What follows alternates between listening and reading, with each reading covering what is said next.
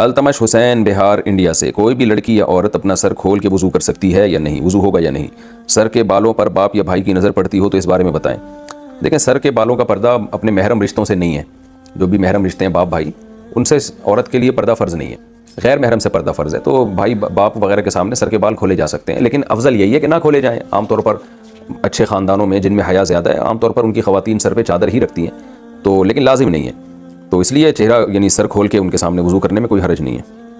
عورت کے لیے گھر میں سر کھلا رکھنے کا حکم۔ بنت عبداللہ اتر پردیش انڈیا سے، اتر پردیش یو پی، جہاں ہمارے باپ دادا بھی یو پی سے ہی آئے ہیں، سنسار پور سے۔ تو یو پی سے انہوں نے پوچھا، یو پی سے جب کسی کا فون آتا ہے نا تو وہ جو اردو بولتے ہیں مجھے بڑی اچھی لگتی ہے، کیونکہ مجھے اپنے والد اور دادا یاد آتے ہیں اس میں۔ دادی، وہ ہماری دادی اور والد جو اردو بولتے تھے نا، وہ بالکل وہی اردو تھی جو اب یو پی سے کسی کا فون آتا ہے تو وہ جو اردو بول رہا تھا، مجھے بڑا اچھا لگتا ہے ان کا اردو بولنا، کیونکہ مجھے اپنے والد صاحب اور والدہ اور اپنی دادی جو ہمارے پرانے بزرگ دنیا سے جا چکے ہیں، اللہ تعالیٰ ان سب کی مغفرت فرمائے، ان سے جو ہم نے اردو سنی تھی وہ ایکسنٹ اور وہ لب و لہجہ ہمیں یو پی سے مل رہا ہوتا ہے، بڑا اچھا سا محسوس ہوتا ہے۔ کئی دفعہ جو یو پی سے کسی کی کال آئے تو میں ان کو کہتا بھی ہوں کہ آپ تھوڑی سی بات کریں، مجھے بڑا مزہ آ رہا ہے، مجھے ایسا لگ رہا ہے جیسے میرے والد صاحب کی یاد تازہ ہو رہی ہے، والدہ کی، اور جو ہماری دادی وغیرہ جو اردو بولا کرتی تھی۔ ہماری تو اردو ظاہر ہے وقت کے لحاظ سے چینج ہو گئی، لیکن وہ جو یو پی کی اردو تھی نا، وہ آج بھی یو پی والے وہی اردو بول رہے ہیں، ان کی اردو میرا خیال ہے چینج نہیں ہوئی ہے۔ تو انہوں نے کہا ہے کہ عورت کے لیے گھر میں سر کھلا رکھنے کا حکم۔ کیا گرمی کی وجہ سے لڑکی گھر میں والد اور بھائی کے سامنے صرف گلے میں دوپٹہ ڈال سکتی ہے؟ اگر سر نہ ڈھانپے تو کوئی حرج تو نہیں ہے؟ جائز ہے، سر چھپانا والد اور بھائی کے سامنے لازم نہیں ہے، لیکن بہرحال حیا عورت کی زینت ہے، اگر سر پہ چادر ڈال لیں تو اچھا ہی ہے، یہ برا نہیں ہے۔ بعض گھروں میں تو اس کا بڑا خیال کیا جاتا ہے، تو شریعت نے گنجائش ضرور دی ہے کہ عورت سر کے بال کھول سکتی ہے، لیکن اپریشیٹ نہیں کیا، تو اگر چادر سر پہ رکھیں تو زیادہ اچھی بات ہے، لیکن کوئی فرض نہیں ہے۔ کیا اٹیچ باتھ روم میں وضو کی دعائیں پڑھ سکتے ہیں؟ اٹیچ باتھ روم میں وضو کی دعائیں نہ پڑھیں تو اچھا ہے، ویسے بھی وضو میں کوئی لمبی چوڑی دعائیں نہیں ہیں، صرف ایک ہی دعا ہے، اللہم اغفر لی ذنبی ووسع لی فی داری وبارک لی فی رزقی۔ اس کے علاوہ جو لمبی چوڑی دعائیں ہیں نا وضو میں، ہاتھ دھوتے ہوئے، منہ دھوتے ہوئے، قلی کرتے ہوئے، یہ کسی بھی مستند روایات سے، حدیث سے ثابت نہیں ہے۔ وضو کے بعد اعضاء کو پوچھنا، کیا وضو کرنے کے بعد اعضاء کو پوچھنا چاہیے یا نہیں؟ پوچھنا چاہیے، پتہ نہیں کس طرح سے لکھا ہوا ہے، شعر یاد آ رہا ہے، بلال انصاری نے یہ سوال پوچھا ہے انڈیا سے، شعر یاد آ رہا ہے پوچھنے سے۔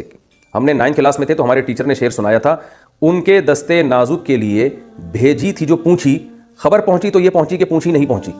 یعنی محبوبہ کے دستے نازک، ان کے نازک ہاتھوں کے لیے جو میں نے پونچھا کی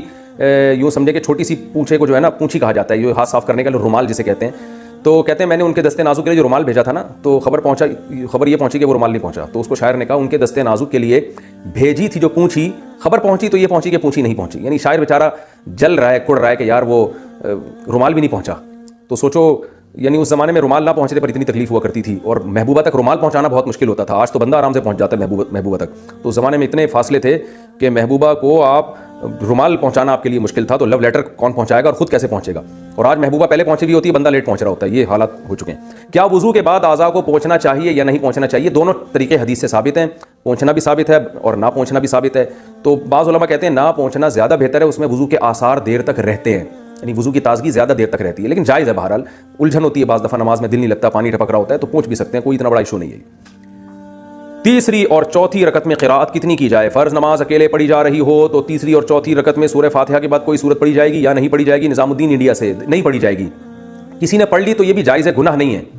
اور سدا صاحب واجب نہیں ہوتا، لیکن بہتر یہی ہے کہ سورہ فاتحہ کے بعد رکوع کر لے، کیونکہ فرض کی تیسری اور چوتھی رکعت بس سورہ فاتحہ، اس کے بعد نہیں ہے۔ قضا نمازیں بیٹھ کر پڑھ سکتے ہیں؟ قضا نمازوں کا آسان طریقہ، قضا نمازیں بیٹھ کر پڑھ سکتے ہیں یا نہیں؟ اگر قضا نمازیں کافی زیادہ ہوں تو انہیں پڑھنے کا آسان طریقہ کیا ہے؟ محمد عمران اسلام آباد سے۔ دیکھیے، فرض نماز شرعی عذر کے بغیر بیٹھ کر پڑھنا جائز نہیں ہے، اگر پڑھ لی تو نماز ادا نہیں ہوگی، خوب سمجھ لیں، وہ کھڑے ہو کر ہی پڑھنی پڑے گی آپ کو۔ اور قضا نمازیں زیادہ ہوں، آسان طریقہ یہ ہے کہ فرض کی تیسری اور چوتھی رکعت میں آپ سورہ فاتحہ نہ پڑھیں، بلکہ اس کو ایک تسبیح کے بقدر آپ کھڑے رہ کر رکوع کر لیں۔ اگرچہ یہ طریقہ خلاف سنت ہے، لیکن بہت زیادہ نمازیں جمع ہو گئی ہیں، ان میں ٹائم بہت لگ رہا ہے، تو پھر اس طریقے پر عمل کیا جا سکتا ہے کہ فرض کی تیسری اور چوتھی رکعت کو آپ، کیونکہ اس میں قرات کرنا واجب نہیں ہے، ممکن ہے بہت سے لوگ یہ فوراً حدیث پیش کر دیں، لا صلاۃ الا بفاتحۃ الکتاب، سورہ فاتحہ کے بغیر نماز ہی نہیں ہوتی،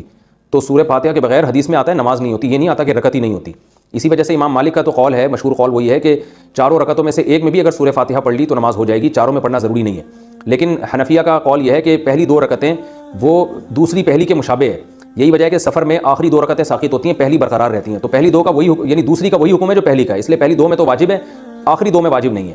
تو اس لیے فرض کی تیسری اور چوتھی رکعت میں اگر کوئی سورہ فاتحہ پڑھے تو اچھی بات ہے، نہ پڑھے تو بھی جائز ہے، اور صحابہ کے اس بارے میں ہمیں فتویٰ بھی ملتا ہے اس بارے میں۔ تو اس لیے فرض میں اگر آپ تخفیف کر لیں تیسری اور چوتھی رکعت میں تھوڑی دیر کھڑے رہ کر بس رکوع کر لیں تو بھی ادا ہو جائے گی، لیکن یہ بہتر نہیں ہے۔ بہتر یہی ہے کہ آپ سورہ فاتحہ پراپر طریقے سے پڑھیں، لیکن بہت زیادہ نمازیں جمع ہوں تو اس شارٹ طریقے پر عمل کیا جا سکتا ہے، مگر وتر میں ایسا نہیں ہوگا۔ وتر میں آپ کو تیسری رکعت میں بھی تلاوت بھی کرنی پڑے گی اور فاتحہ بھی پڑھنی پڑے گی۔ وضو میں دانت سے خون آئے تو کیا حکم ہے؟ وضو کے دوران دانتوں سے خون نکلتا ہو تو وضو ہوگا یا نہیں؟ نیز عام حالات میں دانت سے خون نکلے تو اسے نگلنا حرام ہوگا یا نہیں؟ محمد شہباز انڈیا سے۔ دیکھیے وضو کے دوران اگر دانت سے خون نکل آیا تو ہلکا سا خون ہے تو کوئی فرق نہیں پڑتا اس سے، لیکن اتنا خون ہے کہ تھوک پہ غالب آ گیا، یعنی آپ نے جب تھوک پھینکا تو اس میں سرخی زیادہ ہو تھوک کم ہو، سرخ پنا زیادہ آ جائے تو وضو ٹوٹ جائے گا، پھر اس کو یوں سمجھا جائے گا جیسے خون نکل کے بہہ گیا ہے، اور ایسے خون کو نگلنا بھی حرام ہے کیونکہ بہتا ہوا خون ہے۔ اور اگر اس سے کم ہے تو پھر وہ ناپاکی کے حکم میں نہیں ہے، نہ تو اس سے نکلنے سے وضو ٹوٹے گا، نہ وہ حلق میں جانے سے حرام ہونے کا حرام کہا جائے گا اس کو، لیکن وہ حلق میں جاتا نہیں ہے، اتنا تھوڑا ہوتا ہے، جاتا اکثر جبھی ہے جب زیادہ نکل جائے وہ۔